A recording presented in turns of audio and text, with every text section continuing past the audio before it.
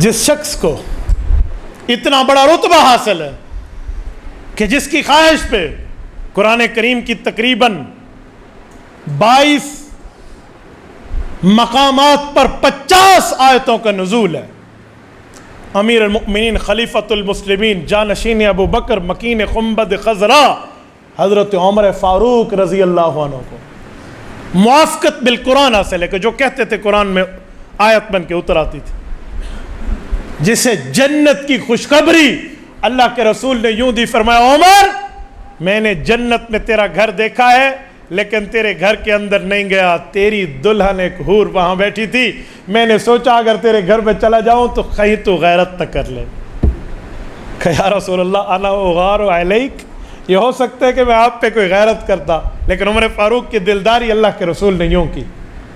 یہ عمر فاروق جس کے ایک کونے پہ مدینہ کی زمین کا زلزلہ رکا اور قیامت تک روکا رہے گا جب تک دجال کے 3 زلزلے موعودہ نہیں آئیں گے، بس جس کی آواز ساریہ بن زنیم تک ہوا لے کر چلی، جس کے خط پہ دریائے نیل کا پانی 16 ہاتھ اوپر چلا اور قیامت تک چلتا رہے گا، اور جس کی چادر سے ہررا کی آگ بجھی، یہ عمر فاروق جو زمین کے کوڑے پر زمین کا زلزلہ روک دیتا تھا اور کہتا تھا فرات کے دریا کے کنارے کتا مر جائے تو عمر سے پوچھو گی۔ یہ عمر جب امیر المؤمنین کے درجے پر فائز ہوتے ہیں تو صحابہ اور اہل بیت سے پوچھتے ہیں کہ مجھے بتاؤ ایسی نصیحت میں اپنے سامنے لکھواؤں، ایسا جملہ میں اپنے سامنے لکھواؤں جسے میں دیکھوں تو مجھ سے ظلم نہ ہو سکے، انصاف کرتا جاؤں۔ تو سب کے اتفاق سے ایک لفظ حضرت عمر فاروق کی انگوٹھی میں لکھوایا گیا تھا، وہ کیا تھا؟ کفا بالموت واعظا یا عمر، اے عمر موت کو یاد کر لو، اس سے بڑی نصیحت والی چیز اور کوئی نہیں ہے۔ یار ایسے تو اس کی کوڑے پہ زمین کے زلزلے نہیں رکتے تھے، ایسے معاملہ تو نہیں ہے،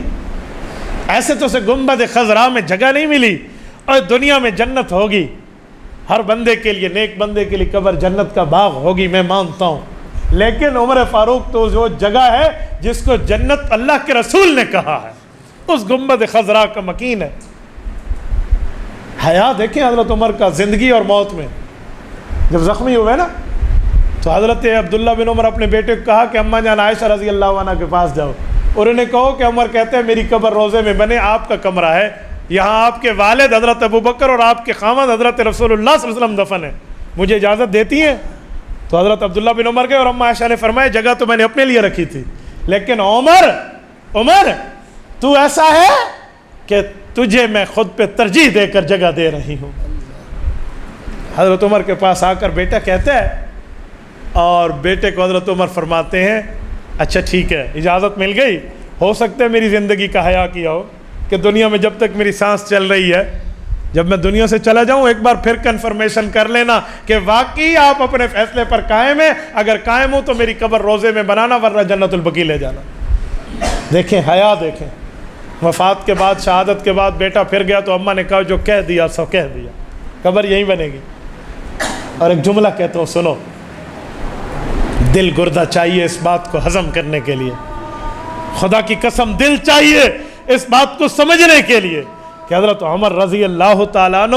تقوی اور طہارت کے کس درجے پر فائز تھے۔ جب زخمی ہے نا، حالت زخم میں، بیٹے نے گود میں سر رکھا ہوا ہے، یوں سر کو سرکایا اور زمین پہ رکھا، بیٹے نے کہا کیا ابو؟ کہا مجھے رکھنے دے زمین پہ، اور اپنے سر کو زمین پہ رکھ کے یوں زمین سے رگڑ کے کہا وَيْلٌ لَكَ يَا عمر إِن لَمْ يَغْفِرْ لَكَ رَبُّكَ، عمر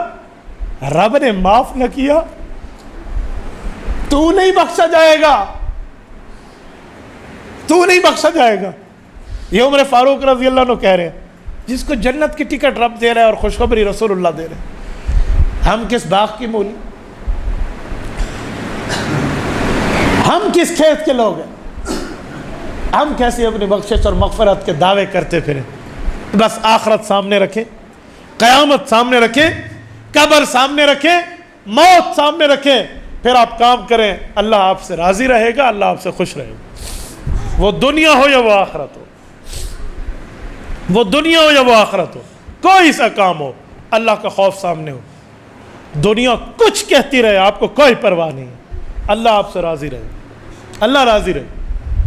توحید تو یہ ہے کہ خدا حشر میں کہہ دے یہ بندہ دو عالم سے خفا میرے لیے ہے۔ تبارك الذي نزل الفرقان على عبده ليكون للعالمين نذيرا